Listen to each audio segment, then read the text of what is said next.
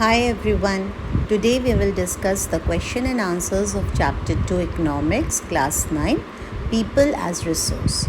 This will also help you to cover the entire chapter. So let's begin. Question number 1. What do you understand by people as resource? The answer is the term people as resource means the working people of a country who contributes to the production and economic development through their skills and abilities. मतलब वो लोग जो अपने knowledge, skills या ability से production या economic growth में help करते हैं, उनको हम पीपल एज रिसोर्स कहते हैं। Now second question, how is human resource different from other resources like land and physical capital? Answer, human resource is superior and active than all other resources. Land and capital cannot become useful on its own. We need human efforts, their knowledge and enterprise to make use of other resources like land and physical capital. इसका मतलब है कि जो factors of production है, capital है, land है, machinery है, ये सारी चीज़ें तब तक आइडल है, तब तक हम इनको यूज़ नहीं कर सकते जब तक कि उसमें ह्यूमन फैक्टर्स नहीं आ जाते। कोई भी मशीन आप अपने से नहीं, उनके लिए भी ह्यूमन ऑन ऑफ करने के लिए भी आपको ह्यूमन चाहिए। तो ह्यूमन रिसोर्स जो होता है वो सबसे इम्पॉर्टेंट होता है, क्योंकि वो बाकी जो रिसोर्सेज होते हैं, जो फैक्टर्स ऑफ प्रोडक्शन होते हैं, उनको वो अपने नॉलेज, अपने एबिलिटी, अपने एफिशिएंसी से इस तरीके से यूज़ करते हैं ताकि प्रोडक्शन ज़्यादा से ज़्यादा हो सके। Now the third question is, what is the role of education in human capital formation? Answer, education plays an important role in the formation of human capital. Education improves the quality of labor as they can use modern technologies which help to increase the productivity. This leads to growth in economy that leads to increase in salary and development of society at large. यहाँ हम एक economic cycle या एक chain को समझने की कोशिश करेंगे। जब कोई इंसान एजुकेटेड होता है या पढ़ लेता है तो वो नई टेक्नोलॉजीज़ को समझता है या उसको वो यूज़ कर सकता है अपने एजुकेशन, अपने वोकेशनल नॉलेज के ज़रिए। जब आप कोई भी नई टेक्नोलॉजीज़ को यूज़ करेंगे तो ऑब्वियसली आपका एफिशिएंसी बढ़ता है, फैक्टर जो प्रोडक्शन जो होता है वो आपका बढ़ता है। उससे क्या होता है कि सोसाइटी में प्रोडक्शन जब बढ़ेगा तो एम्प्लॉयमेंट जनरेट होगा। एम्प्लॉयमेंट अगर जनरेट होगा तो ऑब्वियसली आपकी सैलरी बढ़ेगी, सैलरी बढ़ेगी तो आपको नए नए चीज़ों की ज़रूरत होगी, रिक्वायरमेंट होगी। तो इस तरीके से एक सोसाइटी में एक डेवलपमेंट का एक जो साइकिल होगा वो कंटिन्यू हो जाएगा। प्रोडक्शन बढ़ने से एक सोसाइटी में डेवलपमेंट आ जाता है, और प्रोडक्शन बढ़ाने के लिए एजुकेशन का बहुत ही इम्पॉर्टेंट रोल होता है। Next question, what is the role of health in human capital formation? Like education, the role of health in human capital formation is also very important. When people are conscious of the proper nutrition and hygiene, they will fall less sick. This will help to develop their physical and mental health, and their efficiency in work will increase, which will lead to a developed society. मतलब education की तरह health ये बहुत important होता है, क्योंकि जब तक आप हेल्दी नहीं होंगे आपको काम करने में मन नहीं होगा। इसीलिए एक हेल्दी इंसान जब अपने हाइजीन, अपने न्यूट्रिशन के बारे में सोचेगा तो वो कम बीमार होगा और वो अपने काम में ज़्यादा ध्यान लगा सकेगा। इसलिए उसकी एफिशिएंसी जो है वो बढ़ने लगेगी, और ये अगेन वो इकोनॉमिक वो जो साइकिल है डेवलपमेंट का जो प्रोसेस है उसमें वो कंट्रीब्यूट करने लगेगा। Now, question number 5. What part does health play in the individual's working life? Health plays an important role in individual's working life. A physically strong and healthy person does not have to visit the doctor frequently. He can concentrate on his work, which helps in the growth of economy. This will lead to an increase in his salary and standard of living. He becomes an asset to the country. आपने वो कहावत तो सुनी होगी कि एक healthy body में ही एक हेल्दी माइंड रहता है। मतलब जब आप हेल्दी होंगे, बीमार कम पड़ोगे, तो आप जो भी काम करोगे उसको पूरी लगन, पूरी मेहनत के साथ करोगे। हेल्दी होने से आप डॉक्टर के पास कम जाओगे, काम जो भी आपके पास है उसको आप पूरी लगन के साथ जब करते हो तो ऑब्वियसली आपकी एफिशिएंसी बढ़ेगी, आपकी सैलरी बढ़ेगी तो आपके स्टैंडर्ड ऑफ लिविंग बढ़ेंगे और एक इकोनॉमिक डेवलपमेंट होगा, जिससे आप किसी भी कंट्री के लिए एक एसेट बनोगे, ना कि liability. Now next question 6. What are the various activities taken in the primary, secondary and tertiary sector?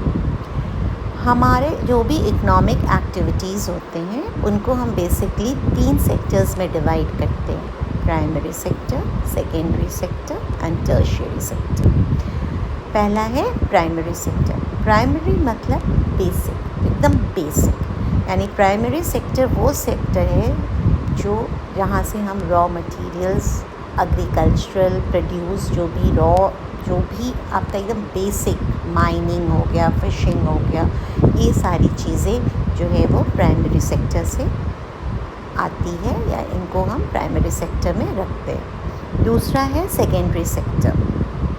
Materials from the primary sector are mainly manufactured or processed in the secondary sector and includes factories, processing units and so on.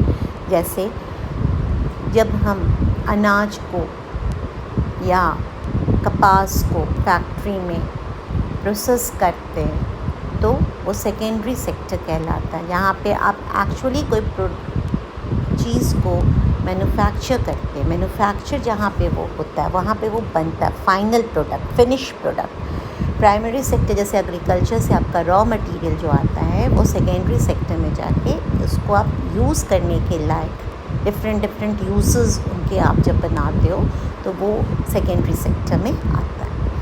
Third है tertiary sector. Tertiary sector acts as a support system like transportation, communication, banking, insurance, health and education and so on. Tertiary जो है वो एक support system की तरह काम करता है। जैसे प्राइमरी सेक्टर से चीज़ों को पहुंचाने के लिए ट्रांसपोर्टेशन की ज़रूरत होती है हमें सेकेंडरी सेक्टर तक, तो टर्शियरी सेक्टर में जो हेल्प करता है, जो सपोर्ट करता है, जो फ्री फ्लो ऑफ गुड्स हो गया या आपको कोई भी प्रोडक्शन में पैसे चाहिए रॉ मटेरियल ख़रीदने के लिए, फैक्ट्रीज़ लगाने के लिए, तो ये सारी चीज़ें जो बैंकिंग है, इंश्योरेंस है, ट्रांसपोर्टेशन है, एजुकेशन है, ट्रेनिंग है, ये सारी चीज़ें जो होती है टर्शियरी सेक्टर में आती है। और ये जब तीनों सेक्टर सही तरीके से काम करेगी तभी फ्री फ्लो ऑफ गुड्स, यानी कि जो भी एक सिस्टमैटिक तरीका होता है चीज़ों का इकॉनमी में पास करने का, वो पॉसिबल हो सकता है। 7th question. What is the difference between economic and non-economic activities? An important question. Economic activities are those activities through which a person can earn a salary, wage or remuneration. A person is paid for his work as his efforts have added value to the national income. For example, a person working in a factory. Economic activity वो एक activity होती है जब हम कोई भी काम जब करते हैं तो हम मेरे काम के बदले हमें पैसे मिलते हैं, हमें सैलरी मिलती है या वेज मिलता है या रेम्यूनरेशन, किसी भी तरीके का हमारा फाइनेंशियल जब गेन होता है। और हमारे काम करने से भी नेशन को भी नेशन के प्रोडक्शन में भी हम कुछ कंट्रीब्यूट करते हैं, तो वो इकोनॉमिक एक्टिविटी कहलाता है। नॉन इकोनॉमिक एक्टिविटी वो एक्टिविटीज़ होते हैं जहाँ पे हम काम तो ज़रूर करते हैं, लेकिन हम अपने काम के लिए हमें कोई पेमेंट नहीं मिलती है। जैसे एक माँ जब अपने बच्चे को घर पर देखती है तो वो नॉन इकोनॉमिक एक्टिविटी है, लेकिन वही माँ अगर नर्स बन के किसी और के बच्चे को देखे तो ऑब्वियसली उसको उसके लिए पेमेंट मिलेगी। तो फिर वही सेम लेडी सेम काम के लिए उसका वो काम इकोनॉमिक एक्टिविटी हो जाएगा, लेकिन खुद के बच्चे को जब वो देखेगी तो वो नॉन इकोनॉमिक एक्टिविटी में आता है। तो non economic activities are those activities which a person does for himself or for his family and he is not being paid for it. For example, a mother looking after her child. Question number 8. Why are women employed in low paid work? Women are employed in low paid work because of historical and cultural reasons. आपको पता ही है कि India जो है वो एक Orthodox society है। यहाँ पे मेन एंड वुमेन के बीच में बहुत ज़्यादा डिस्पैरिटी है। लड़कियों को बोझ समझा जाता था, लड़कियों को पढ़ाया नहीं जाता था, घर के कामों के लिए उनको समझा जाता था। तो इस वजह से वुमेन जो है वो कभी स्पेशली गांव में अभी तक जो है वुमेन जो है वो कम पढ़ी लिखी होने के कारण वो अपने घर बार को ही संभालती है। तो women are less educated and supposed to look after their family. इसके अलावा कम पढ़े लिखे होने की वजह से उनके स्किल्स कम होते हैं, तो ऑब्वियसली वो अनऑर्गेनाइज सेक्टर्स में ही काम करती हैं। जैसे कि मकान बनाने के समय आप जब ईंट ढोते हो तो उस समय ये आपका कोई फिक्स नहीं होता है सैलरी, आपका टाइम फिक्स नहीं होता है, कोई भी आपके परमानेंट जॉब नहीं होता है। तो ये सारी चीज़ों के वजह से वुमेन को है जो वो लेस पे होते हैं। उसके अलावा वुमेन को फिज़िकली भी मर्दों से कम माना जाता है, जिसके वजह से कमज़ोर माना जाता है, जिसके वजह से जो पे करते हैं, जो मालिक होते हैं, उनको ये लगता है कि मर्द जो है वो ज़्यादा काम कर सकते हैं औरतों के मुकाबले, तो इसलिए औरतों को सेम इक्वल सैलरी नहीं मिलती है। So they are not treated equally as men due to the orthodox society. Question number 9. How will you explain the term unemployment? Unemployment means when people who are willing to work at a given wage cannot find jobs. Unemployment leads to wastage of manpower resource, low standard of living and declining economic growth. Unemployment का मतलब होता है कि जब कोई इंसान, जब उसके पास कोई नॉलेज है, कोई टेक्निकल स्किल है, कोई एबिलिटी है, वो काम कर सकता है और वो काम करने के लिए तैयार भी है, लेकिन उस कंट्री में, उस नेशन में, उस सोसाइटी में उसको काम देने के लिए कुछ नहीं है। This is unemployment. मतलब आप विलिंग है काम करने के लिए, लेकिन कहीं पे भी आपके लायक काम नहीं है या कोई प्रोविज़न नहीं बन रहा है। अनएम्प्लॉयमेंट होने से क्या होता है कि ऑब्वियसली आपके पास एक पोटेंशियल है, आप कंट्री के ग्रोथ में हेल्प कर सकते हैं, लेकिन आपका ये वेस्ट जा रहा है क्योंकि कंट्री क्रिएट नहीं कर पा रही है जॉब अपॉर्चुनिटीज़ को। जब आपके पास एम्प्लॉयमेंट नहीं होगा तो ऑब्वियसली आपके स्टैंडर्ड ऑफ लिविंग घट जाएंगे और धीरे धीरे इकॉनमी भी जो है वो कम होती जाएगी, इकोनॉमिक ग्रोथ जो है वो स्लो हो जाएगी। Question number 10. What is the difference between disguised and seasonal unemployment? Disguised का मतलब होता है छुपा हुआ, सीजनल का मतलब होता है जो एक पर्टिकुलर टाइम, एक साल में एक पर्टिकुलर टाइम के लिए हो। तो ये डिसगाइज्ड और सीजनल अनएम्प्लॉयमेंट जो है वो रूरल एरियाज़ के लिए स्पेसिफिकली होता है, जहाँ पे एग्रीकल्चर जो होता है वो मेन ऑक्यूपेशन होता है। सीजनल अनएम्प्लॉयमेंट में क्या होता है? सीजनल अनएम्प्लॉयमेंट में एक्चुअली जैसे हम धान जब खेत में बोते हैं और जब फसल तैयार होता है उस बीच का जो ड्यूरेशन होता है उस समय काम कम होता है। तो मेनली काम कब होता है? जब काटने का समय होता है या बोने का समय होता है। तो ये जो बीच का जो समय होता है जब लोग अनएम्प्लॉयड होते हैं, इसको सीजनल अनएम्प्लॉयमेंट होते हैं। वो पूरे साल के लिए नहीं होते हैं, वो कुछ स्पेसिफिक टाइम के लिए होते हैं। डिस्गाइज्ड का मतलब होता है कोई चीज़ जो छुपा हुआ है। जैसे अगर कोई काम करने के लिए मान लो 3 बंदों की ज़रूरत है, लेकिन उसी काम को 5 लोग कर रहे हैं। 5 लोग कर तो रहे हैं, लेकिन प्रोडक्टिविटी जो है, आउटपुट जो है, वो 3 लोगों के ही बराबर हो रहे हैं। यानी कि वो काम अगर कोई 3 बंदा भी करता तो वो सेम वही आउटपुट होता। इसका मतलब ये जो 2 एडिशनल लोग जो एम्प्लॉयड हैं वो एक्चुअली दिखने में तो एम्प्लॉयड है, लेकिन वो एक्चुअली अनएम्प्लॉयड ही है, क्योंकि उनसे नेशन को या आउटपुट में या प्रोडक्टिविटी में कोई भी कंट्रीब्यूशन नहीं मिल रहा है। तो दिस इज़ डिस्गाइज्ड अनएम्प्लॉयमेंट, और ये बेसिकली गांव में होता है। Question number 11, why is educated unemployed a peculiar problem in India? अब एजुकेटेड अनएम्प्लॉयड अगर हम बात करें तो ये हमें शहर में दिखता है। शहर में क्या होता है कि लोग ज़्यादा जब पढ़ लिख लेते हैं तो फिर वो कुछ ऑक्यूपेशन या कुछ नौकरियों को, जॉब अपॉर्चुनिटीज़ को वो अपने काबिल नहीं समझते। उनको लगता है कि नहीं, हम अगर ग्रेजुएशन किए हैं तो मैं ये काम नहीं कर सकता।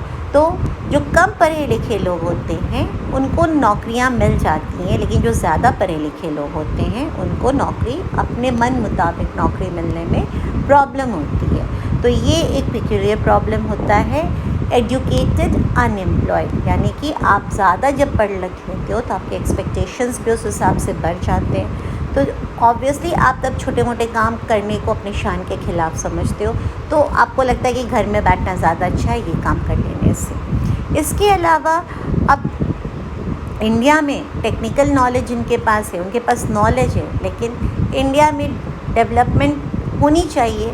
इंडिया भी डेवलपिंग कंट्री है, उसको डेवलप्ड होने के लिए उसको बहुत सारे अपने इंफ्रास्ट्रक्चर में, अपने पॉलिसीज़ में चेंजेस लाने हैं, उनको क्रिएट करना है, बिल्ड करना है, लेकिन इंडिया नहीं कर पा रही है। उसके पास मैन पावर है लेकिन वो कर नहीं पा रही है। तो इस तरीके से ये वेस्ट हो जा रहा है। तो लोग क्या करें, लोग बाहर चले जाते हैं जो जा सकते हैं, या तो लोग घर पे अपने रिसोर्सेज से, अपने मतलब नॉलेज से, अपने स्किल को वो यूज़ नहीं कर पा रहे। तो ये एक शहर का बहुत बड़ा प्रॉब्लम हो जाता है। Question 12, in which field do you think India can build the maximum employment opportunity?